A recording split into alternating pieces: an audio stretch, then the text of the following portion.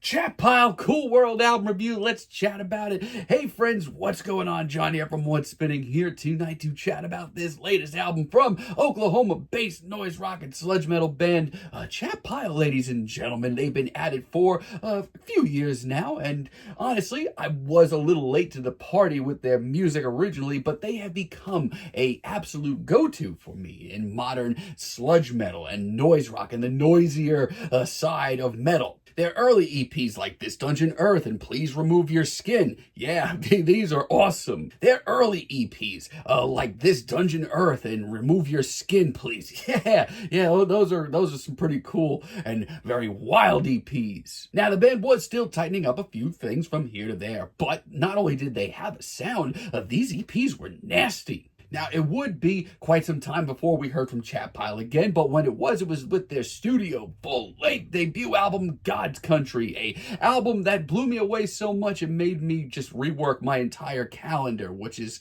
not something that happens too much. And yeah, it is most certainly not for the faint of heart. This album is absolutely crushing, but if anything, it's only grown on me and more since it dropped. From the opening Slaughterhouse to the finale, the very culturally necessary Grievous Smoking Weed.jpg, Chat Pile are cooking with gas. Also, that EP that they dropped with Nerver last year had some really great stuff on it. And I have not been shy on my thoughts of just how excited I've been for this record. The singles that they've been dropping, while very intricate and very heady, have been absolutely thrilling. This album I've been waiting all damn year for, and it is here, and I can't wait to chat about it. This album starts off with I Am Dog Now, one of the first singles dropped from this record. This is an absolutely obliterating and nasty single that just instantly reminds you just who the hell you're dealing with. And 30 seconds into the album, Ray Gun Bush already sounds like a damn demon on vocals. The final guitar solo that we get here is just so spicy, and I hope everybody's ready for tension and lots of it, because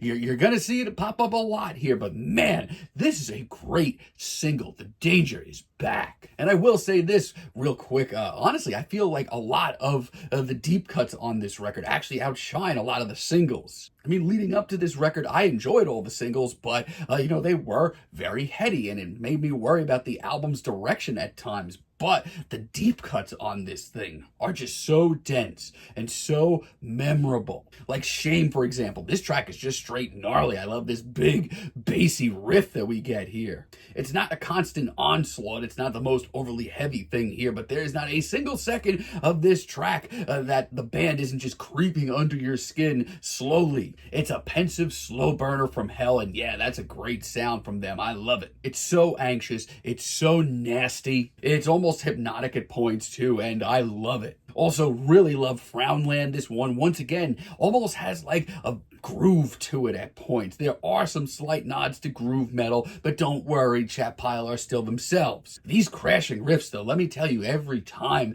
they pounce, it just sounds like the pits of hell are opening up just a little bit more. I also just love how commanding the performances across this whole record are. They force you to keep listening. The constant winding the guitars and the consistently more and more monstrous and demonic vocals, this track is ridiculous. Also, a lot of these riffs, while a little hard to place at times, are very memorable. Funny Man, I thought was one of the more interesting singles dropped from this before release. It was the last one before this album's release. And yeah, it's one of the harder to follow tracks here, almost inspired by math rock with just how jittery and non-stop these guitars are. But they are still, while being a little heady and intense, very memorable. And the Outside, There Is No Mercy repeated chorus by the end of it mostly becomes a damn mantra, much like Why did on God's Country. It's freaking heavy, man, and I'm for it. And Camcorder is probably the most sinister, most evil sounding cut here, and it also happens to be the longest one, over 6 minutes.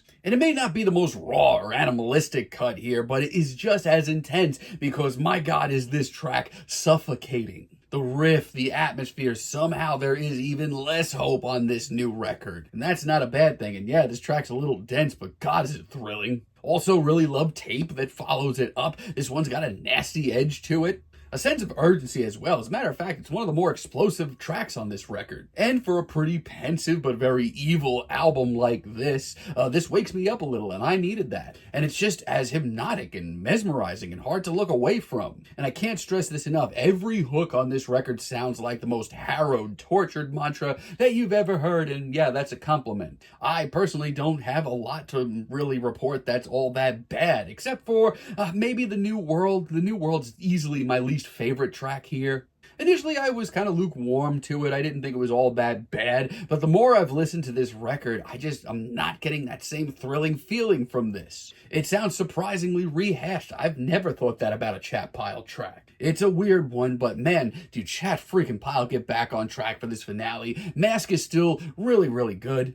It's a meaty, bulky cut, one for your pump and iron playlist. The noisy guitars at times are just almost kaleidoscopic, almost psychedelic sounding. It's a huge risk for the band, but it really does pay off, and also doesn't deviate with just how heavy their sound usually is. Milk of Human Kindness, I mean, this track is just, God, it is so sinister sounding. Tracks like this maybe aren't the heaviest from the band, but they're some of the most memorable. The riff is so dreary and harrowed, and amongst this very almost surreal, dreamy production, it's a really interesting sound. I hope we hear more of it. And there's just such a sense of finality to this track. Chat Pile continued to make dark music for darker times. And No Way Out, as far as I'm concerned, this is exactly what I needed as a finale. And yeah, if anybody had their hopes set on a finale here that's maybe not as exhausted or exhausting, I have some bad news. Because as far as tension goes, this may be the most tense track here. Between the drum fills and the almost black metal inspired riff, this is wild. Yeah, I may need a shower after this record. I may need to go back to church too.